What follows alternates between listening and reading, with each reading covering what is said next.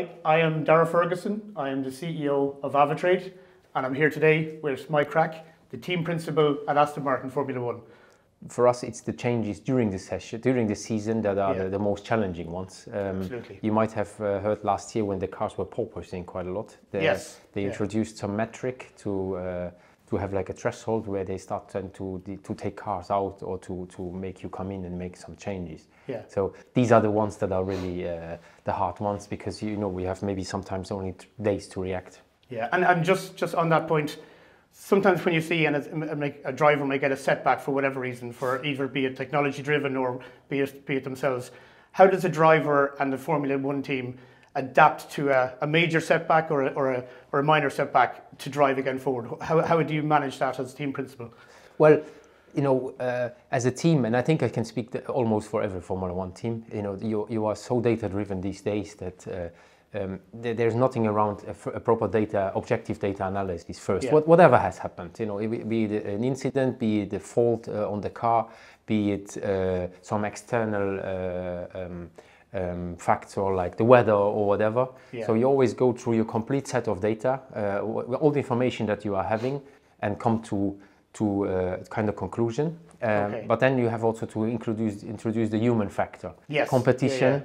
Yeah. Competition makes humans sometimes be less rational than when they are out of competition. Yeah. And then you have to use these a bit more softer skills in addition to the data. But the data is first all the time. Yes. So yeah, and I suppose it's similar. So what defines the difference between a winner and a loser on the track? What makes that extra little bit to get the drivers to the #1 spot? Well, you have to execute, basically, first of all, you have to have a competitive car. There is no way around that. If you have a car that is not quick enough, it will always be difficult to be at the front. Yeah. Once you have a more competitive car, it's really the fine detail that you have to really look at, be it from how is the weather going to change, how will the tires behave, and then also follow a plan, set up a plan and follow that strategy, and prepare.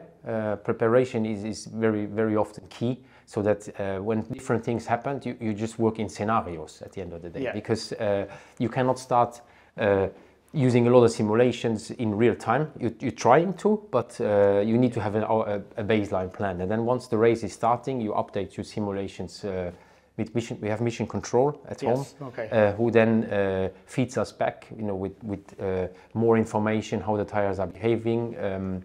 And then also it's a relative competition. You have to react to what your opponents are doing, or do maybe the opposite. Constant adaptive strategy. Yes, absolutely, absolutely. Yeah. So you have it on a smaller scale in the car with the driver, where the driver is being told what to do to drive faster or save the tires. But then there is also a macro level where you have your two cars and where you have to make decisions. What is the best for the team? Yeah. So.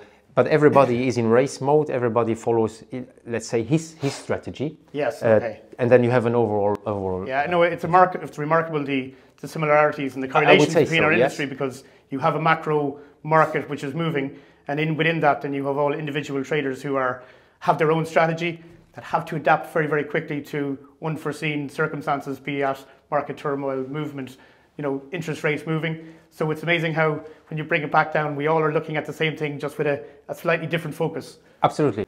And in this context, I was wondering, AI, we are looking a lot into it, in terms of where it can support the human decision making. Yes. And when I prepared for this, I thought this is something that must be in the trading No, absolutely, and even within our technology, our clients can use AI to develop strategies which then they can set to auto run, and they will again adapt and evolve as the markets go. So it's it's really exciting of what's coming down the pipeline. We see like the metaverse, which is coming, which is all further AI, and where's that going to go within financial trading, within marketing, within client interaction. Yeah. So I think it's very, very exciting times ahead. Yeah. Yeah. Same for us to come to the front. Stay tuned, I think, is the simple message. Stay tuned is a good wording. Yeah. Yeah. Mike, thank you very much for joining us. Very a pleasure. Thank you very much. Best of luck in the season ahead. We're very, very excited for what lies ahead for both